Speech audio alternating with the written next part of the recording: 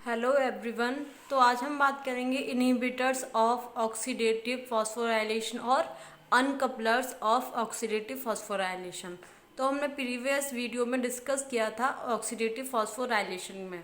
ठीक है, मतलब जो फॉस्फोराइलेशन मतलब addition of ADP and inorganic phosphate in the oxidation process. ठीक है, ऑक्सीडेशन प्रोसेस के साथ में जब आपका एटीपी और इनऑर्गेनिक फॉस्फेट आपस में कंबाइंड होते हैं तो एनर्जी कंपाउंड बनाते हैं, वो होता है एटीपी। ठीक है, तो वो हो गया ऑक्सीडेटिव फॉस्फोराइलेशन। अब बात करते हैं इनहिबिटर्स ऑफ ऑक्सीडेटिव फॉस्फोराइलेशन।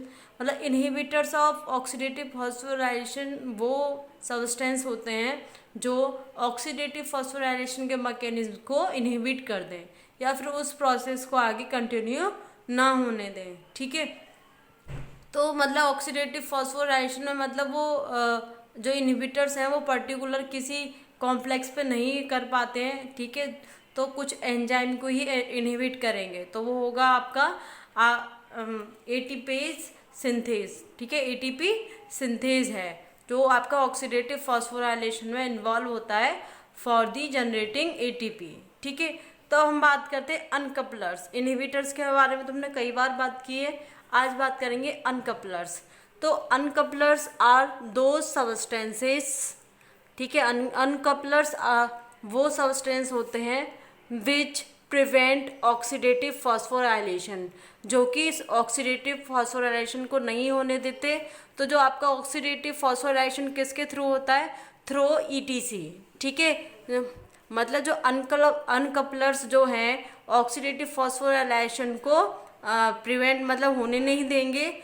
लेकिन जो आपका ऑक्सीडेटिव फॉस्फोराइलेशन किसकी वजह से होता है? ईटीसी की वजह से। पहले इलेक्ट्रॉन ट्रांसपोर्ट चेन होगी, फिर जब लास्ट में आपका जो एक एंजाइम है एटीपी सिंथेज, उससे आपका ऑक्सीडेटिव फॉस्फोराइलेशन होता है। तो इसमें ईटीसी के थ्रू ऑक्सीडेटिव फॉस्फोराइलेशन होता है। लेकिन जो अनकपलर्स हैं वो क्या करते हैं? ईटीसी इज नॉर्मली ऑपरेटेड, मतलब जो ईटीसी है वो नॉर्मली आपका प्रोसेस है वो कंटिन्यू रहेगा, लेकिन ऑक्सीडेटिव फॉस्फोराइलेशन नहीं होगा। ठीक है, तो अनकपलर्स का मीन्स यही है, मतलब ईटीसी साइकिल को और नॉर्मली ऑपरेटेड होने देगा, लेकिन उसमें ऑक्सीडेटिव फॉस्फोराइलेशन नहीं होगा। ठीक है, नेक्स्ट है due to the effect of uncouplers. ठीक है, अनकपलर्स के इफेक्ट से क्या होता है? There is a continuous flow of electrons, मतलब जो आपका ईटीसी है उसमें कंटिन्यूस फ्लो होता है किसका? इलेक्ट्रॉन्स का। But there is no formation of ATP, मतलब लेकिन यहाँ पे आपका एटीपी फॉर्मेशन नहीं होगा। मतलब एटीपी फॉर्मेशन कहाँ होता है? आपका ऑक्सीडेटिव फॉस्फोराइलेशन में। ठीक है, then ETC is not coupled to ATP formation, क्योंकि जो आपके ईटीसी है इलेक्ट्रॉन ट्रांसपोर्ट जो चेन है वो एटीपी फॉर्मेशन के साथ कपल्ड नहीं होती। ठीक है, तो जो आपका एटीपी कैसे प्रोड्यूस होता है? जब ईटीसी के थ्रू इलेक्ट्रॉन ट्रांसपोर्ट होते हैं तो उस टाइम पे आपके प्रोटॉन पंप होते हैं, तो जब आपके प्रोटॉन आयन कंसंट्रेशन ज़्यादा हो जाती है तब आपका एटीपी फॉर्म्ड होता है। So the energy is dissipated as heat, तो जो आपकी एटीपी फॉर्म नहीं होगी तो जो आपके एनर्जी जो लिबरेटेड होगी या रिलीज होगी वो कैसे होगी? एज अ हीट के तौर पे आपकी एनर्जी रिलीज होगी। Then uncoupling agents are lipophilic. ठीक है, जो आपके अनकपलिंग एजेंट्स क्या होते हैं? लिपोफिलिक कंपाउंड होते हैं, मतलब जो सॉल्युबल होते हैं लिपिड में। ठीक है, और विच रेडली डिफ्यूज, मतलब जो अनकपलिंग एजेंट क्या करेंगे? वो जल्दी से डिफ्यूज हो जाएंगे। कैसे? Through the mitochondrial membrane, mitochondrial membrane के थ्रू जल्दी डिफ्यूज हो जाते हैं। And are capable for binding hydrogen ion, और ये मतलब कैपेबल होते हैं किससे बाइंडिंग करने के लिए? हाइड्रोजन आयन से। ठीक है, तो अनकपलिंग एजेंट क्या होते हैं? जो लिपोफिलिक कंपाउंड होते हैं और माइटोकॉन्ड्रियल मेम्ब्रेन के थ्रू जल्दी डिफ्यूज हो जाते हैं और हाइड्रोजन आयन के साथ जल्दी मतलब हाइड्रोजन आयन से बाइंडिंग कर लेते हैं, ठीक है, और जो कि ऑक्सीडेटिव फॉस्फोराइलेशन को नहीं होने देते। अब देखते हैं ये कैसे, मतलब कैसे होता है। तो इसके कुछ एग्जाम्पल हैं ऑक्सीडेटिव फॉस्फोराइलेशन के, जो अनकपलर्स हैं उनके।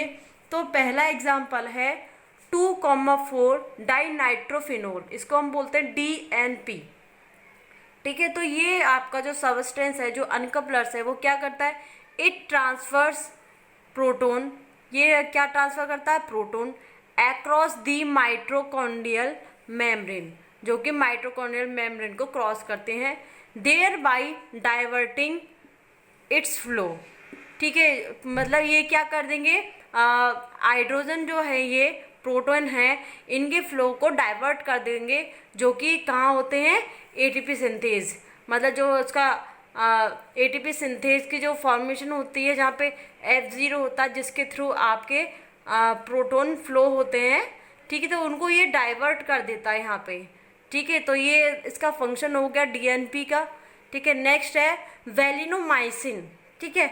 ये वेलिनोमाइसिन क्या करेगा, इट ट्रांसफर पोटेशियम आयंस, क्या ट्रांसफर करता है, पोटेशियम आयंस, जिससे क्या हो जाता है, डिस्टर्बिंग द ऑस्मोटिक प्रेशर, जो आपका मैट्रिक्स में या माइटोकॉन्ड्रियल मैट्रिक्स में जो आपका आयन कंसंट्रेशन होती है, जिससे ऑस्मोटिक प्रेशर मेंटेन रहता है, यदि उसमें आपके इलेक्ट्रॉन की जगह पोटेशियम आयन ट्रांसफ़र हो जाएंगे, देन आपका ऑस्मोटिक प्रेशर डिस्टर्ब हो जाएगा और आपका ऑक्सीडेटिव फॉस्फोराइलेशन नहीं होगा।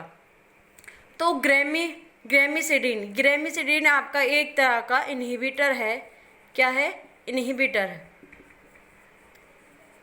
ठीक है। तो ग्रेमिसिडीन क्या करेगा, इट ट्रांसफर सोडियम आयंस, ये क्या ट्रांसफ़र करता है, सोडियम आयंस, जो कि आपके मेम्ब्रेन को एक्रॉस कर देता है, ठीक है। इससे भी आपका ऑस्मोटिक जो है, सॉरी ये इनहिबिटर्स नहीं है, ये अनकपलर्स ही है, ठीक है। तो जब आपके सोडियम आयंस उसको मेम्ब्रेन को एक्रॉस करेंगे, तो उससे भी आपका ऑस्मोटिक प्रेशर भी डिस्टर्ब हो जाएगा। तो ये तीनों आपके एग्जाम्पल जो हैं वो है अनकपलर्स के, ठीक है। तो अब नेक्स्ट, तो अभी हमने डिस्कस किया था अनकपलर्स के बारे में, ऑक्सीडेटिव फॉस्फोराइलेशन के, ठीक है।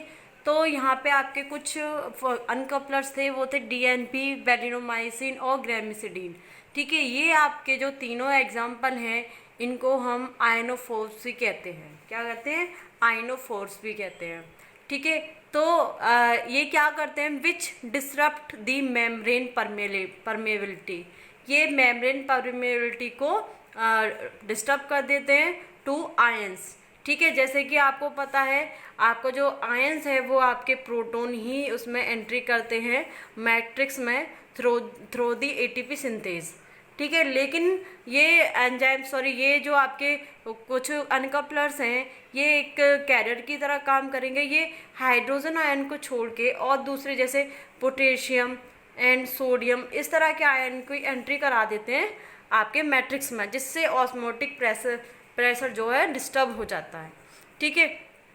तो thereby uncoupling phosphorylation with ETC, जिससे क्या हो जाता है, जो फॉस्फोराइलेशन है वो अनकपलिंग हो जाता है, ठीक है, विद ETC। मतलब आपको पता है फॉस्फोराइलेशन किसके साथ होता है, ETC के साथ होता है। तो जो अनकपलर्स को हम आयनोफोर्स, उन आयनोफोर्स को वो आपके अनकपलर्स कहलाएंगे, जो आपके आयंस जो कैरी करते हैं, ठीक है। आयंस कैरी करते हैं, लेकिन कौन से आयन कैरी करेंगे, अदर देन हाइड्रोजन, मतलब हाइड्रोजन आयन को छोड़कर, ठीक है। तो आयनोफोर्स मीन्स क्या होता है, आयन कैरियर मॉलिक्यूल्स, ठीक है, जो कि आयन कैरी करते हैं, तो वो क्या हो गया, आयन कैरियर मॉलिक्यूल्स, ठीक है। तो आयनोफोर्स क्या होते हैं, दे आर लिपिड सॉल्यूबल, ये लिपिड में सॉल्यूबल होते हैं, ठीक है, एंड कैपेबल ऑफ बाइंडिंग, ठीक है, ये बाइंडिंग कर लेते हैं, जैसे आपके हाइड्रोजन आयन के साथ बाइंडिंग कर लेते हैं, जैसे क्लोराइड आयन हो, ठीक है, वो हाइड्रोजन आयन के साथ बाइंडिंग करके क्या बना देगा, HCl बना देगा। तो इस तरह से आपके ये सबस्टेंस जो है कैपेबल होते हैं बाइंडिंग कर दे किसके साथ, हाइड्रोजन के साथ, ठीक है।